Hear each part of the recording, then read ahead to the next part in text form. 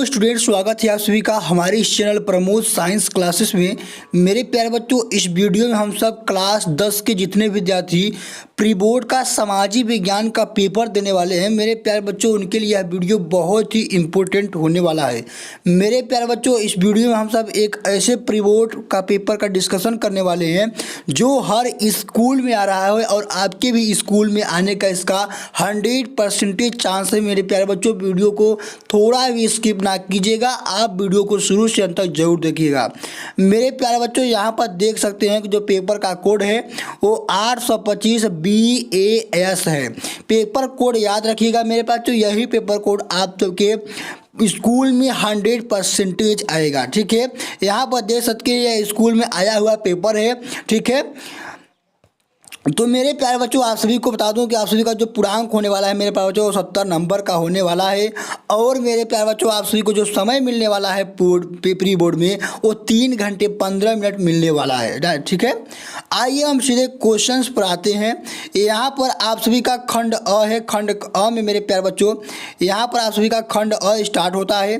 खंड अ में मेरे प्यारे बच्चों, यहाँ पर आप सभी का पहला क्वेश्चन है, कह रहा है कि फ्रांसीसी क्रांति कब हुई थी। तो मेरे प्यारे बच्चों, आप सभी को पता है कि फ्रांसीसी क्रांति मेरे प्यारे बच्चों 1789 ईस्वी में हुई थी। तो option number B is the right answer. ठीक है, अब यहाँ पर दूसरा क्वेश्चन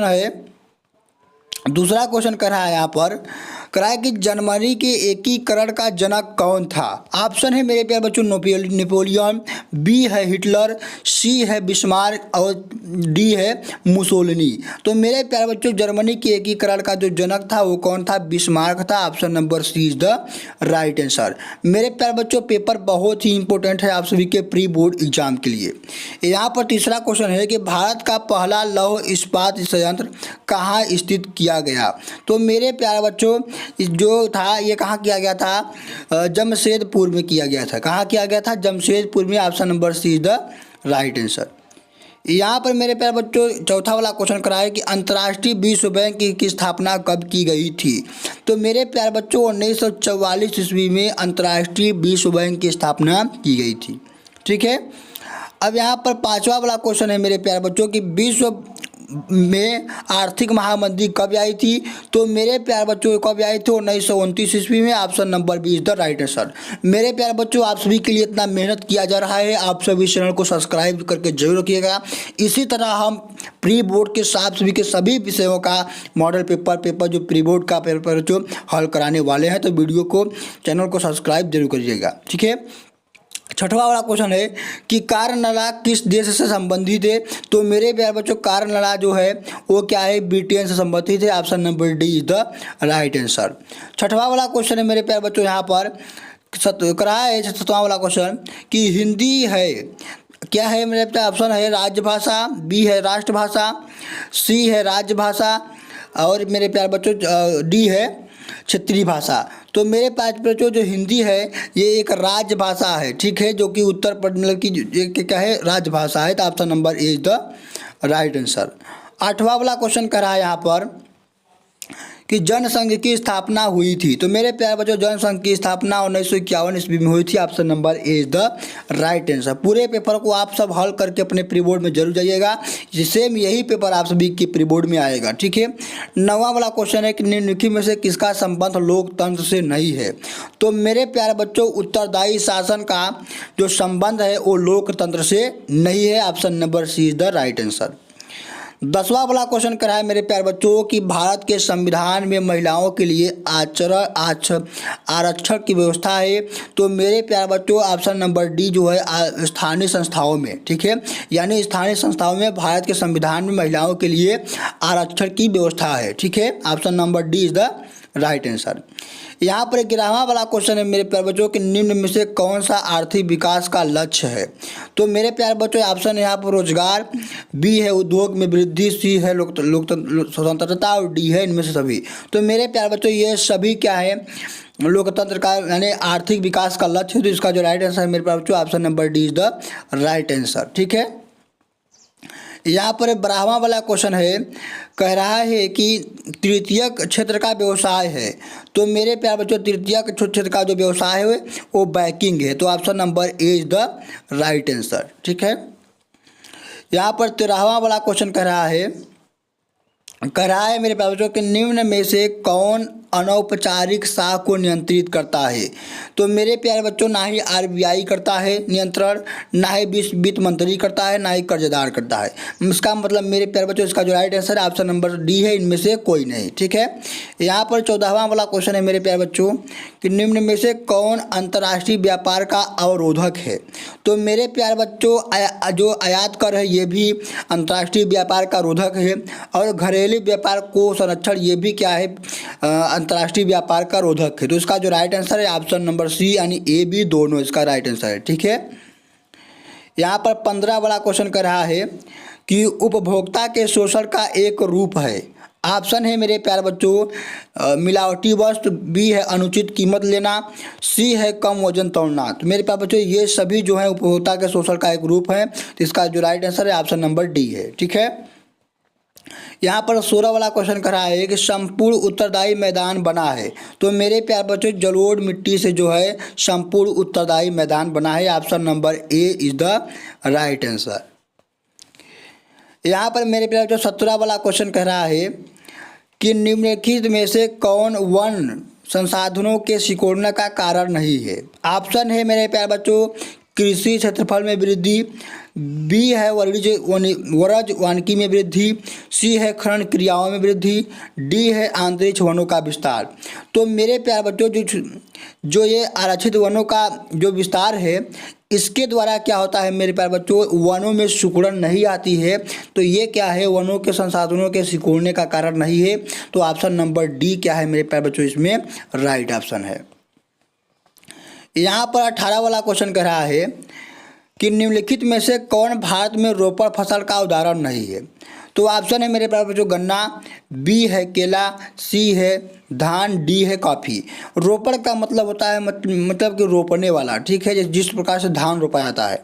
तो मेरे प्यारे बच्चों, यहाँ पर जो केला है इससे रोपा नहीं जाता बल्कि लगाया जाता है, बल्कि जबकि जो गन्ना है इससे रोपा जाता है, धान को भी रोपा जाता है और कॉफ़ी को भी रोपा जाता है। तो इसका जो राइट आंसर है मेरे प्यारे बच्चों option number B is the right answer.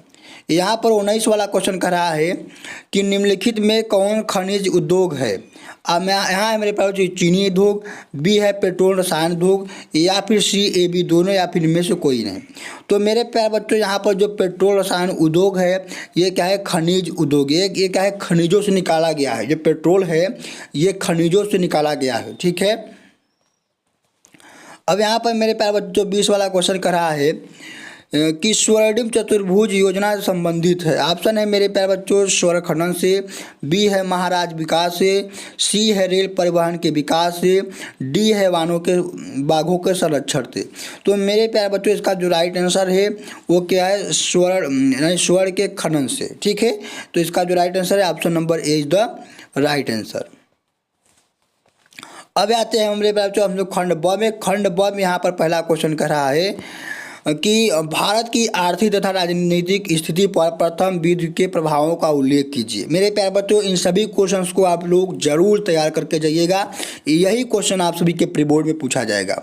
अब यहाँ पर प्रथम है कि आर्थिक महामंदी के 2 प्रमुख कारणों का उल्लेख कीजिए, जो कि मेरे प्यारे बच्चों ये पूरे 4 नंबर आप सभी को दिया जाएगा यहाँ पर। ठीक है। अब यहाँ पर है अगला कि भारतीय राजनीतिक व्यवस्था में क्षेत्रीय दलों के बढ़ते महत्व के 2 प्रमुख कारणों का उल्लेख कीजिए, या फिर यहाँ पर अथवा है कि लोकतंत्र की 4 प्रमुख विशेषताओं का उल्लेख कीजिए। ठीक है। तो ये पूरे 4 नंबर में आप सभी की प्री बोर्ड में पूछा जाएगा। आप इसे जरूर तैयार करके जाइएगा। अब यहाँ पर देखिए क्या है अगला क्वेश्चन कि परिवहन क्षेत्र का विकास देश के विकास में कैसे सहायक हो सकता है, इसके किन्हीं दो लाभों को बताइए। या फिर यहाँ पर अथवा कहा है कि अयस्क क्या होते हैं, भारत में लौह अयस्क के प्रमुख 2 पेटियाँ कौन सी हैं। तो मेरे प्यारे बच्चों ये सारे क्वेश्चन आप सभी के लिए इम्पोर्टेंट है। अब यहाँ पर चौथा वाला क्वेश्चन है कि सूचना का अधिकार क्या है, यह किस प्रकार उपभोक्ता की शक्ति में वृद्धि करता है। ठीक है। या फिर अथवा में है यहाँ पर कि भारत सरकार द्वारा विदेशी निवेशों को आकर्षित करने हेतु उठाए जाने वाले 2 उपायों का वर्णन कीजिए। ठीक है। यहाँ पर वर्णनात्मक प्रश्न आता है जो कि मेरे प्यारे बच्चों यहाँ पर आप सभी को इसको 150 शब्दों में लिखना है। ठीक है, यहाँ पर पहला करा है कि भारत में राष्ट्रवाद के उदय के प्रमुख कारणों का उल्लेख कीजिए। ठीक है, या फिर अथवा में है कि फ्रांसीसी क्रांति के प्रमुख कारणों का उल्लेख कीजिए। ठीक है, यहाँ पर छठवां वाला क्वेश्चन कर रहा है कि भारत की संगठनात्मक शासन व्यवस्था की प्रमुख विशेषताओं का उल्लेख कीजिए। या फिर यहाँ पर अथवा में दिया गया है कि सांप्रदायिकता से आप क्या समझते हैं या किस प्रकार भारत समाज के लिए हानिप्रद है। ठीक है, यहाँ पर सातवां वाला क्वेश्चन कर रहा है कि अर्थव्यवस्था के 3 क्षेत्र कौन कौन से हैं। भारत के आर्थिक विकास के साथ विभिन्न क्षेत्रों की संरचना में हुए परिवर्तन का वर्णन कीजिए। या फिर अथवा कर रहा है कि अनौपचारिक शाख क्या है। भारत के शाख विस्तार में अनौपचारिक शाख की आवश्यकता एवं चुनौतियों को एक एक उदाहरण द्वारा समझाइए। ठीक है, ये पूरे 6 नंबर आप सभी को मेरे प्यारे बच्चों देगा। ठीक है, अब यहाँ पर अगला 8वां वाला क्वेश्चन कह रहा है कि भारत में वन एवं वन्य जीवों का संरक्षण क्यों आवश्यक है, इस हेतु उठाए गए किन्हीं 2 कदमों को बताइए। या फिर अथवा में आप सभी को यहाँ पर क्वेश्चन दिया है कि भारत में प्रचलित किन्हीं 3 प्रमुख कृषि के प्रकारों का संक्षिप्त वर्णन कीजिए, जो कि आप सभी के पूरे 6 नंबर में पूछा गया है। ठीक है, अब यहाँ पर मानचित्र से संबंधित क्वेश्चन है मेरे प्यारे बच्चों। यहाँ पर मानचित्र से संबंधित क्या है क्वेश्चन कह रहा है, यहाँ पर